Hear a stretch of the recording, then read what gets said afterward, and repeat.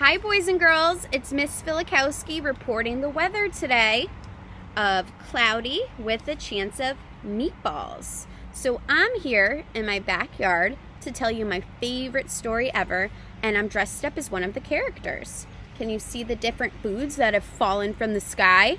I have some meatballs, some donuts, strawberries, bananas, hamburger, macaroni, and peas. What would be your favorite food to fall out of the sky? Let's read the story to see what happens.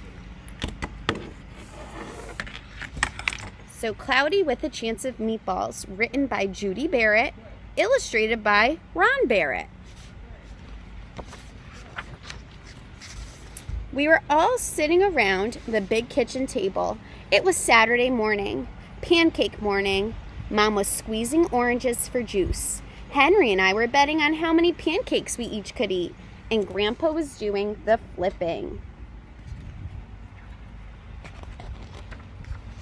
Seconds later, something flew through the air and headed toward the kitchen ceiling and landed right on Henry.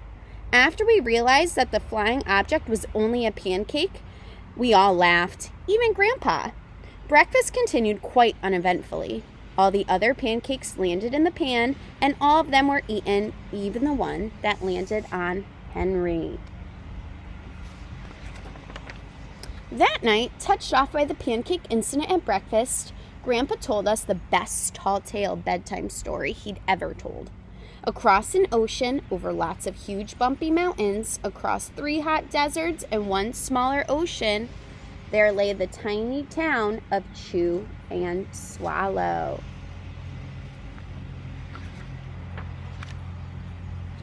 In most ways, it was very much like any other tiny town. It had a main street lined with stores, houses with trees and gardens around them, a schoolhouse, about 300 people, and some assorted cats and dogs. But there were no food stores in the town of Chew and Swallow. They didn't need any. The sky supplied all the food they could possibly want.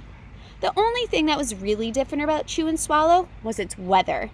It came 3 times a day. At breakfast, at lunch, at dinner. Everything that everyone ate came from the sky. Whatever the weather served, that's what they ate. But it never rained rain.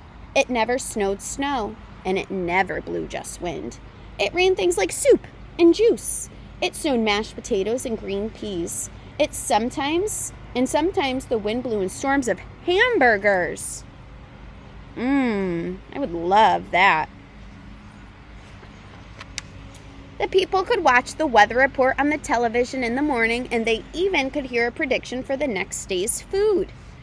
When the townspeople went outside, they carried their plates, cups, glasses, forks, spoons, knives, and napkins with them. That way they would always be prepared for any kind of weather.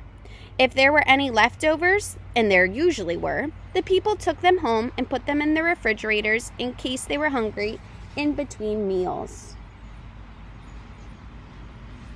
I love the pictures. The menu varied. By the time they woke up in the morning, breakfast was coming down.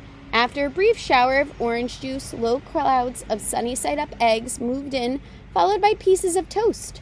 Butter and jelly sprinkled down for the toast. And most of the time, it rained milk afterwards. For lunch one day, frankfurters already in their rolls blew in from the northwest at about 5 miles an hour. There were mustard clouds nearby. Then the wind shifted to the east and brought in baked beans. A drizzle of soda finished off the meal.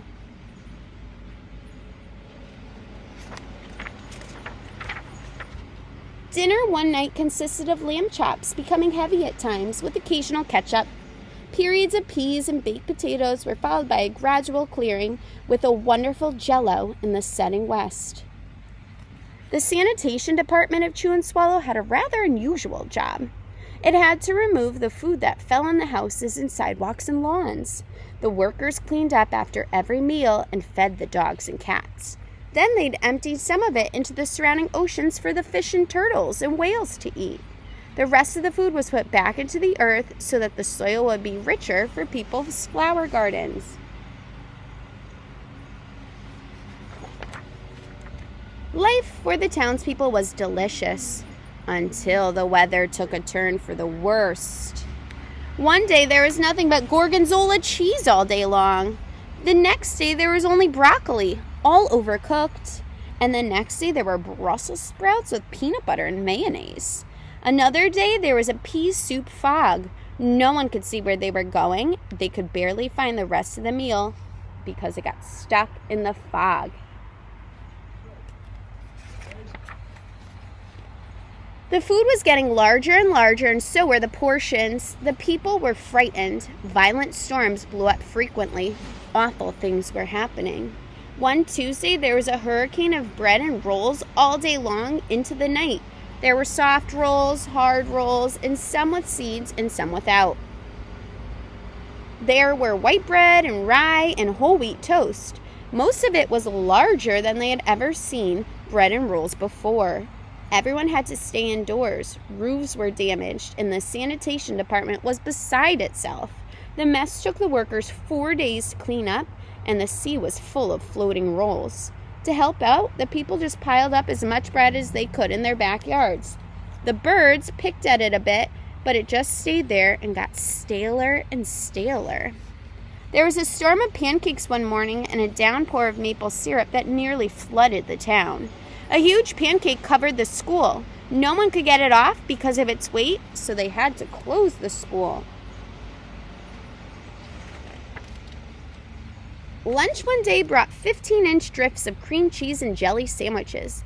Everyone ate themselves sick, and the day ended with a stomach ache. There was an awful salt and pepper wind, accompanied by an even worse tomato tornado. People were sneezing themselves silly and running to avoid the tomatoes. The town was a mess. There were seeds and pulp everywhere. The sanitation department gave up. The job was too big. Everyone feared for their lives. They couldn't go outside most of the time. Many houses had been badly damaged by giant meatballs. Stores were boarded up, and there were no more schools for the children. So a decision was made to abandon the town of Chew and Swallow. It was a matter of survival. The people glued together the giant pieces of stale bread, sandwich style with peanut butter, took the absolute necessities with them, and set sail on their rafts for a new land.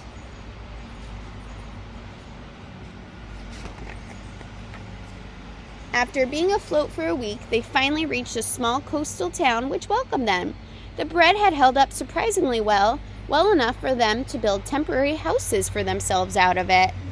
The children began school again, and the adults all tried to find new places for themselves in the new land. The biggest change they had to make was getting used to buying food at a supermarket. They found it odd that the food was kept on shelves, packaged in boxes, cans, and bottles. Meat that had been cooked was already kept in large refrigerators. Nothing came down from the sky except rain and snow. The clouds above their heads were not made of fried eggs. No one ever got hit by a hamburger again. And nobody dared to go back to Chew and Swallow to find out what happened to it. They were too afraid. Henry and I were awake until the very end of Grandpa's story. I remember his goodnight kiss. The next morning, we woke up to see snow outside our window. We ran downstairs for breakfast and ate a little faster than usual so we could go sledding with Grandpa. It's funny, but even as we were sliding down the hill, we thought we saw a giant pat of butter at the top, and we almost could smell the mashed potatoes. The end. I hope you all enjoyed the story and enjoyed Book Character Day. Bye, everyone.